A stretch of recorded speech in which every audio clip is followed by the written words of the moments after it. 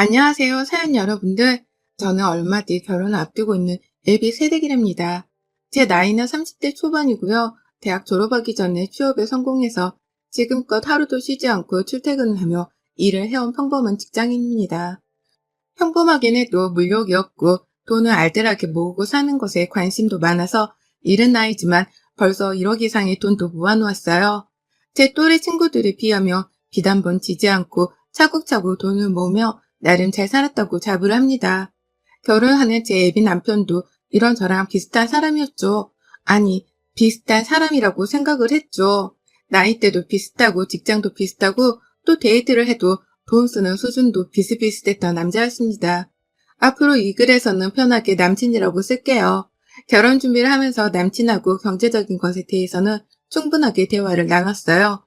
각자 얼마쯤을 모았으니 결혼 준비를 해도 되지 않겠냐고 먼저 말을 꺼낸 것도 남친이었고, 그런 남친의 주도하에 저도 모아놓은 돈을 까놓으면서 같이 머리를 맞대고 준비를 했습니다.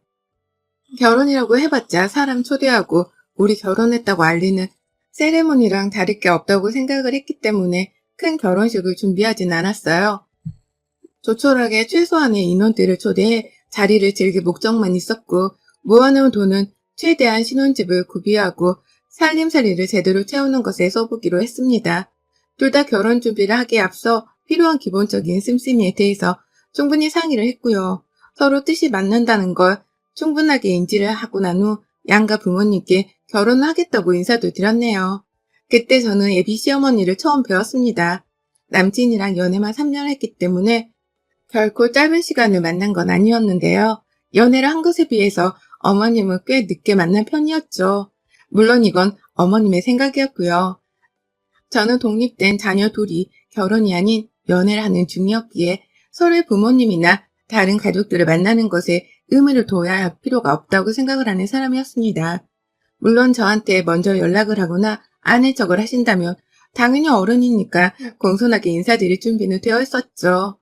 하지만 애비 시어머니는 그런 적극적인 모습도 한 번 보이신 적이 없었고, 결혼을 하겠다고 나서기 전까지는 만나고 싶다는 말조차 꺼내본 적이 없었는지라 저하고 만날 일이 없었어요. 저도 직장 다니고 주말엔 쉬어야 해서 나름 저 혼자도 바쁜 사람이었고요. 그런데 애비 시어머니는 처음 만나는 자리에서 제게 섭섭하다는 하소연을 4절 이상 늘여놓으시더라고요. 저희 부모님은 남친을 보고 그저 반가워로만 하고 좋아하셨는데 애비 시어머니는 정반대의 태도를 보이셨답니다.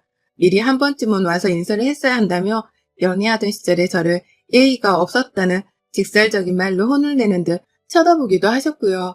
당황하는 저를 보며 기분을 풀어주기는커녕 앞으로 집안에 시집을 오면 다른 태도를 기대할 수 있는 거냐면서 떠보기까지 하더라고요. 이미 이런 대화 방식으로 저의 기분은 상한 상태였고요. 제 눈치를 살피면서 중재를 하려는 남친 옆에 앉아 이 결혼을 해야 하나 말아야 하나를 진지하게 고민했습니다. 제 표정이 너무 썩었는지 시어머니는 그제서야 제 눈치를 뒤늦게 보기 시작하더라고요.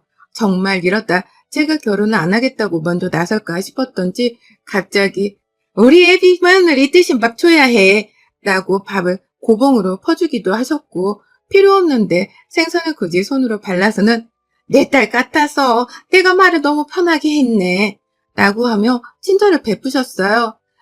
채찍질과 당근을 동시에 주는 시어머니의 이 노련한 애비 며느리 다루는 솜씨에 새삼 놀랐고 일단은 우습게 넘겨보려 했습니다.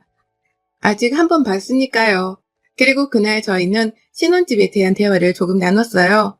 결혼식에 필요한 비용은 최소한으로 하되 신혼집을 구하고 살림을 채우는 것에 있어서는 할 수 있는 만큼 돈을 쓰고 싶다고 말이죠. 사실 저희는 직장이 둘 다 서울인데 그에 반해 집값이 너무 높이 치솟아 올라 살 수 있는 곳도 마땅치 않았습니다. 제가 아무리 이 나이에 1억을 모았고 남친도 비슷한 금액의 돈을 모았다고는 하나 그래봤자 둘이 합쳐놓으면 2억밖에 되질 않았어요. 요즘 이 돈으로 서울에 어디에서 집을 사겠냐고요. 그러니 어떻게든 집 말고 들어가는 돈은 최대한 아끼고자 하는 생각이었고요. 이내 신혼집을 구하는 데 있어서도 고민은 많았습니다.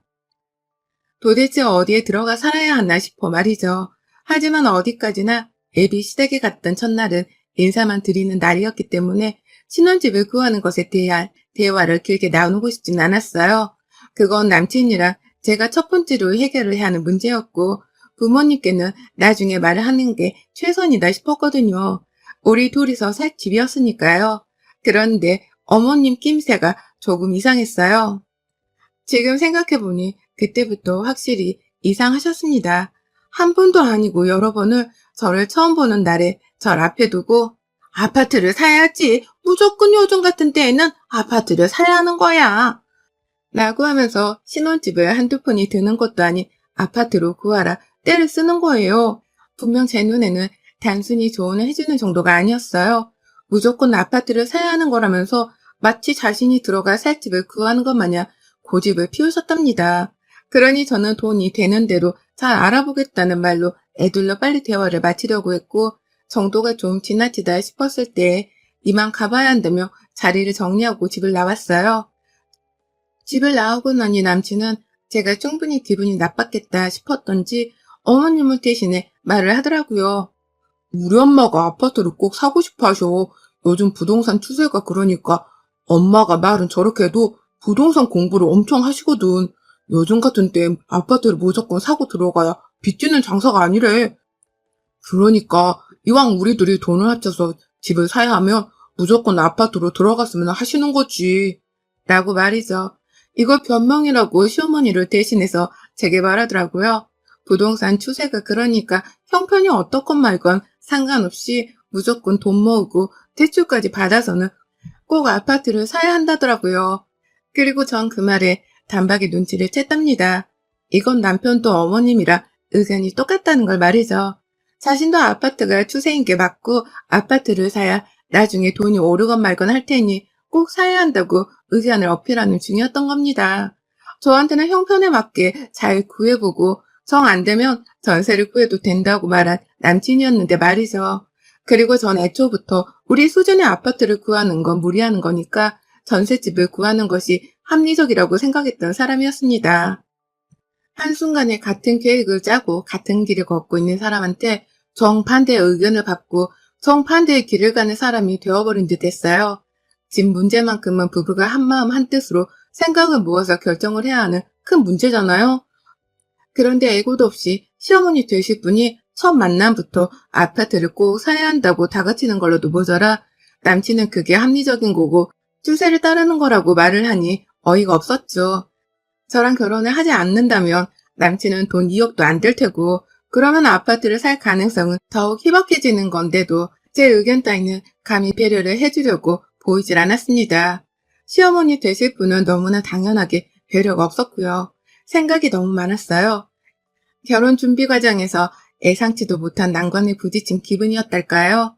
이런 제 속을 아는지 모르는지 남친은 그저 시어머니가 저를 또 보고 싶어 한다며 자꾸만 집으로 초대를 해줬습니다. 좋은 인상을 받은 것도 아니었고 그렇다고 좋은 대화를 나누고 헤어진 사이도 아니었는지라 또 보는 게 많이 부담스러웠는데요. 시어머니는 제가 또 보고 싶은 건지 우리 애비 며느리 라는 호칭까지 적은 카톡을 저에게 보내면서 집으로 부르기도 하셨어요. 카톡 아이디는 남친이 제 번호를 공유해줘 알아냈었다고 하고요. 그렇게 저는 팔자에도 없는 시어머니라는 존재가 옆에 딱 붙어있는 처지가 되어버렸답니다. 대학 졸업하자마자 직장 다니고 내 돈 벌어 모으고 살면서 내 부모님께조차 들러붙어 본 적이 없던 저였어요. 그런 저를 배려한다고 부모님도 저를 독립된 자식으로 늘 봐주며 존중을 해주셨고요. 그런데 갑작스레 나타난 시어머니가 그놈의 애비 시어머니라는 타이틀을 가지고 저를 자꾸 들들 볶으려는 게 눈에 훤히 보였습니다. 어차피 결혼 준비를 하는 과정에서 어머님이 밥을 먹으러 오라고 불러주니 오늘 가면 좋은 말씀은 한 번은 해주시겠거니 하며 찾아가도 봤는데요. 아유, 전 정말 저한테 무슨 아파트 얘기를 맡겨놓은 줄 알았습니다. 아니, 아파트를 사는 데에 들어가는 수억의 돈을 제 통장에 이미 입금까지 해놓은 줄 알았답니다. 그 정도로 저를 붙들고 한다는 말이 서울 안에 있는 아파트를 꼭 사야 한다는 말뿐이었어요. 저도 물었습니다. 돈이 없는데 도대체 무슨 아파트를 어떻게 사라는 거냐고 말이죠. 솔직히 답답한 마음에 아주 조금은 말이 안 되는 소리를 한다는 식으로 표정 관리를 못한 채 이 질문을 했습니다. 그러면 시어머니는 기다렸다는 듯 부동산 추세에 대해서 읊으시면서 이걸 모르는 제가 바보스럽다. 라고까지 말씀을 하시더라고요. 돈이 없다고? 돈이 없으면 대출을 당겼으면 되는 거고 니들 다 노후 보장이 되는 직장을 다니고 있으니 앞으로 대출금 갚을 걱정은 안 해도 되는데 근데도 돈이 없다고? 얘가 뉴스도 안 보나 보네. 요즘 영끌이네 뭐네 말이 맨날 뉴스에 나오고 있는데 넌 그 뜻도 모르겠다. 라고 하면서 대출을 받는 걸 너무나 쉽고 당연하게 말씀하시더라고요. 저도 압니다. 집을 사기 위해서 대출을 받는 분들이 많다는 걸 말이죠. 사업을 하기 위해서도 대출받는 사람들은 많고요. 다만 저는 살면서 학자금 대출도 받아본 적이 없는 사람이었고 제 통장에 마이너스라는 게 찍혀본 적이 없었습니다. 그런 저로서는 대출이라는 말 자체가 추세를 모른다는 걸 떠나서 많이 걱정이 되는 부분이었어요. 굳이 무리를 해서 그렇게까지 아파트를 사고 싶은 마음도 없었고요. 하지만 시댁만 가면 정확히는 예비 시댁인데도 불구하고 그 집만 가면 시어머니에 이어서 믿었던 남친까지 추세를 따지고 돌며 아파트를 사야 한다고 닥달을 하니 미칠 노릇이었죠. 이거 정말 저를 제외한 모든 사람들이 아파트를 사려고 하는 것만 같았고 이런 생각을 한 번도 해본 적이 없는 제가 너무 한심한 사람이 되어버린 것만 같기도 했습니다. 이 고민으로 몇 날 며칠을 정말 결혼 자체까지 뒤집어 생각을 해볼 만큼 저 혼자 부모님께 말도 못한 채 고민을 끌어안고 있었는데요.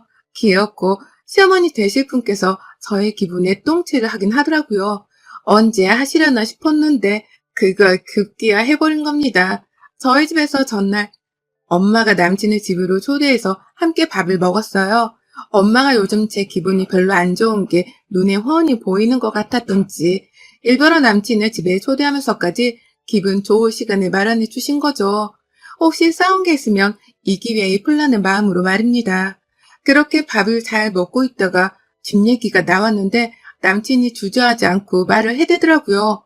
자신은 부동산에 대해서 정말 잘 알고 있다는 듯한 거만한 태도로 저희는 아파트를 꼭 사려고 하는데 정확히 어느 지역이 곧 재개발이 될지 그래서 수익이 더 날 수 있는지를 꼼꼼하게 알아보려고요. 라고 말하더라고요. 저하고 상의를 완전히 끝내지 않은 상태에서 저희 부모님께 쐐기를 박듯 말을 던져낸 겁니다. 그러니 저희 부모님은 아파트가 한두 푼이 드는 것도 아닌데 아파트를 산다고 하는 남친의 말에 놀라셨죠. 그만한 돈이 있는 남자인가 싶어 물어보다 결국 그 입에서 나온 대출이란 말에 표정이 불안으로 가득 차셨고요. 남친은 혼자 신이 나서 불안이 아닌 저희 부모님을 보며 시어머니랑 똑같은 말을 했답니다. 요즘 추세가 그게 아니에요. 아유, 잘 모르시네. 아파트 사시면서 그걸 모르시면 어떡해요. 지금 안 사면 언제 더 올라서 더는 못 사게 될지도 모른대. 라고 하며 주절주절 지 혼자 맞다는 말만 골라 했어요. 저희 부모님은 자수성가해서 좋은 시기에 아파트를 샀고 그 외의 부동산 투자에 대해서는 관심이 없는 분들이셨습니다. 관심을 두지 않아도 충분히 노후 준비까지 잘 해가면서 지내고 계시는 분들이셨어요. 근데 남친이 이딴 말을 골라 하니 화가 났죠. 저하고 상의가 덜 된 주제였기에 저는 서둘러 대화를 마무리 지었고 확정된 게 아니라며 부모님께 말씀드린 후 남친을 데리고 집을 나왔어요. 이미 저는 화가 가득 난 상태였는데 남친은 뭐가 잘못된 건지를 모르고 끝까지 제게 왜? 화났어? 표정이 왜 그래? 내가 말 실수한 거야? 라고만 질문을 해댔어요. 대화 자체가 안 통하는 사람이더라고요. 이렇게까지 생각이 다른 줄은 몰랐는데 말이죠. 제가 없으면 돈도 없고 그러면 대출을 받아도 아파트 살 확률이 훨 줄어들 텐데요. 저에게 제안을 하고 부탁을 해도 모자랄 판국에 이미 혼인신고까지 마친 부인이라도 된다는 듯 자신의 고집을 꺾지 않았습니다. 아무리 생각해도 저희 부모님 앞에서 시어머니랑 똑같은 말을 해대면서 요즘 부동산 추세가 어떻느니 아파트를 사는 게 정상이라느니 나는 주제넘는 말까지 한 건 참을 수 없었어요. 순간 어머님을 저희 집에 모셔다 놓은 줄 알았다니까요. 제가 느꼈을 감정은 저희 부모님도 겪게 한 것에 대한 죄책감이 컸고 남친하고는 오늘 작정하고 아파트 얘기는 더 꺼내지 못하도록 하려 하는데 예비 시무원돼서 전화가 왔습니다. 저희 집에 갔다는 걸 알고 아파트 얘기라도 꺼내보라고 하신 건지 대화는 잘 나눴어? 라고 묻는 소리가 바로 옆에서 첫마디로 들렸어요. 근데 남친은 그런 시어머니 앞에서 볼륨을 줄이기는커녕 오히려 당당하게 그리고 답답하다는 식으로 말하더라고요. 아유, 나 진짜 부동산에 붙자도 모르는 사람들이랑 아파트 얘기한다고 엄청 난감했어. 라고요. 그러면서 저를 슬쩍 쳐다보는데 이 자식이 나에게 눈치를 주고 있다는 생각이 들었어요. 하지만 화를 내기도 전에 시어머니가 재차 남친에게 말을 하셨습니다. 아유, 그 집은 왜 그 모양이래 정말. 지금 아파트를 사야 하는데 지금 안 사면 언제 사겠다는 거야? 정말 바보 천치들 아니야? 정말로? 라고 말이죠. 혼자 흥분한 건지 목소리를 엄청 띄워가면서 감히 저에게 저뿐만 아닌 저희 부모님까지 바보 천치가 아니냐는 말로 한심해 죽겠다고 짜증을 부리는데 저는 그 말을 바로 옆에서 다 듣고 있었습니다. 그러다 결국 빡이 쳐버리다 못해 제 승질머리가 피까지 거꾸로 솟아오르게 만드는 바람에 그 자리에서 핸드폰을 대고 소리를 쳤어요. 니들 집구석이랑은 결혼 안 해. 아파트를 사든 말든 난 이제 상관없으니까 니들끼리 니들 돈으로 알아서 사. 능력도 안 되면서 어디서 보고 들은 건 있어가지고 그놈의 아파트. 라고 하며 남친의 옆에서 진저리를 치며 자리를 떠났습니다. 뒤에서 남친은 얼이 빠졌던지 한동안 시어머니랑 통화를 마저 한다고 저를 따라오지 못하더라고요. 그러다가 뒤늦게야 제가 아파트 입구에서 비밀번호를 누르고 있을 때 저를 붙잡아야겠다 싶었던지 막 달려왔습니다. 하지만 이미 때는 늦었고 저는 그런 남친을 노려보다가 요요히 집으로 올라갔죠. 남친은 밤새도록 제게 화를 풀라고 연락을 해왔어요. 저는 분명 결혼을 하지 않겠다고 파혼을 선언한 건데 이 자식은 말귀를 못 알아듣고 화를 풀라고만 하더라고요. 딱 보니 일부러 파혼을 피하기 위해 모르는 척을 하는 게 분명해 보였습니다. 저랑 파혼을 하게 되면 방금 전까지 얘기를 하던 아파트를 사는 것도 물 건너가는 걸 본인이 제일 잘 알았던 거죠. 그런 남친의 태도에 저는 더욱 화가 났어요. 화가 난 이유를 알면서도 모른 척 일부러 회피를 하는 것이며 아파트를 사기 위해서 일부러 화해를 하려는 듯이 더 적극적으로 연락을 해오는 것까지 모든 게 다 가시적인 것만 같았습니다. 원래 이런 사람이 아니라고 생각을 해서 결혼까지도 하려고 한 건데 이제 보니 순이기적이고 욕심도 많고 또 세상 물정도 모르는 사람이 분명했네요. 시어머니는 주제넘게 신혼집을 가지고 아파트를 사례말이하며 추세를 언급했을 때부터 이미 도를 넘었고요. 다른 건 다 참고 그냥 모른 척 파혼만 하고 넘어갈 수 있었는데 아무리 생각해도 남친이 저희 부모님 집에까지 찾아와서 추세 따위를 언급하며 부동산을 가르치려 든 건 참을 수 없었습니다. 너무 웃겼던 건요. 저희 부모님은 이미 아파트를 사서 잘 살고 있는 반면 예비시댁은 다세대 주택에 살고 있었어요. 아파트에 한 번도 살아본 적도 없는 사람들이 자식 결혼을 앞세워 그렇게나 아파트를 언급했던 겁니다. 그러니 제가 이 말에 신빙성을 가질 수 있었겠냐고요. 뭘 해놓은 것도 없는 사람들이 큰 그림만 그리면서 고액의 대출을 받아 아파트를 사라고 하니 제가 당연히 말도 안 되는 소리라며 귓등으로도 안 들을 수밖에요. 결국 저는 그날 남친이랑 더 대화를 마무리 짓기도 전에 저희 부모님께 파혼을 통보했습니다. 도저히 집을 구하는 문제로 뜻을 좁힐 수 없었고 내가 무슨 말을 하더라도 나를 부동산에 붙자도 모르는 바보 취급을 하는 남친과 시어머니의 태도에 화가 단단히 났다는 걸 밝혔어요. 그러자 저희 부모님도 번갈아가며 화를 내셨고 또 번갈아가며 뭐 그런 집구석이 다 있냐면서 파혼을 재차 확인하셨답니다. 남자는 얼마든지 더 좋은 사람을 나중에 만날 수 있으니까 이혼보다는 파혼이 낫다며 적극 지원을 해주셨죠. 그래서 결국 저는 결혼을 정말 앞두고 있었던 예비 신부였음에도 한치의 미련도 없이 남친과 헤어지기로 했답니다. 물론 이별 통보도 저희 쪽에서 거의 일방적으로 밀어붙였어요.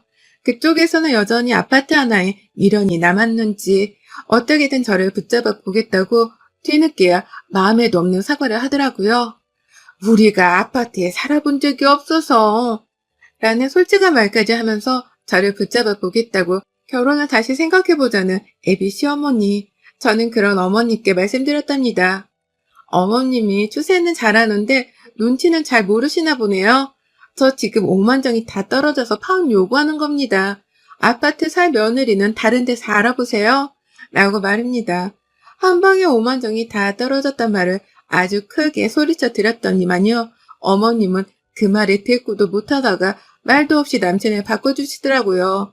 그러더니 남친은 옆에서 제가 하는 말을 다 들었다면서 급기야 울먹거리기까지 하며 그렇게까지 말을 해야 해? 우리 사이에? 라고 했는데요. 이미 떨어져 나간 정은 쉽게 되찾아오기 힘들었습니다. 이렇게까지 해야겠니? 우리 사이에? 이렇게까지 추하게 헤어져야겠어? 제발 그만 매달리고 아파트 살 대출 받아줄 예비 신부는 딴 데서 알아봐. 라는 말로 헤어짐의 쐐기를 받고 영영 이별을 했네요. 다시는 안 보고 살고 싶다는 말까지 하면서 말이죠. 결국 저는 이 추세를 따지던 모자의 주둥아리 덕분에 하마터면 망칠 뻔한 인생에서 구제가 되었답니다. 대출 안 받고 아파트에 안 살아도 잘 사는 모습, 혼자 살면서라도 남친에게는 보여주고 싶네요. 철든 인간인 줄 알았는데 어쩜 그 모양인 건지 정말 사람은 겪어보고 알 일입니다. 여러분의 생각은 댓글로 남겨주세요. 오늘도 시청해주셔서 정말 감사합니다.